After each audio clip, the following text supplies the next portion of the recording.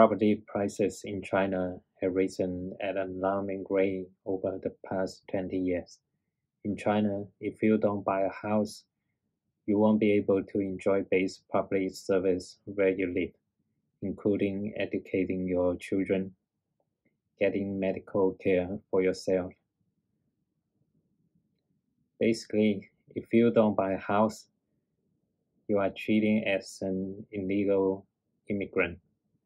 And there is no property tax in China, and the cost of ownership is very low. So although the price of a house is much higher than the rent, as long as the economic ability allows, people will still choose to buy a house rather than rent. In a good economic year, the sale of the house can make you a lot of money. But in recent years, the returns on buying a house have been falling, and the house prices are unaffordable. But wages have barely changed, and renting is become more affordable.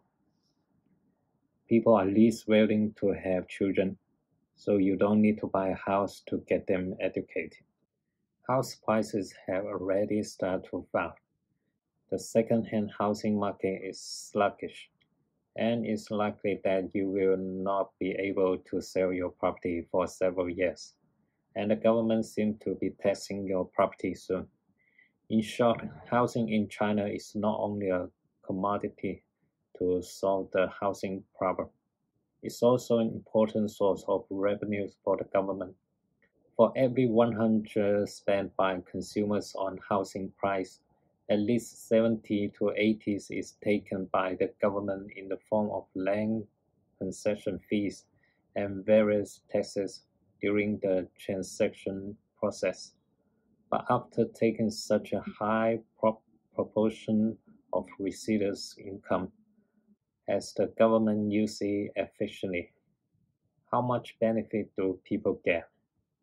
In China, where there is no proper supervision mechanism, there remains a big question mark. And for ordinary people, it is a difficult decision whether to buy a house or not.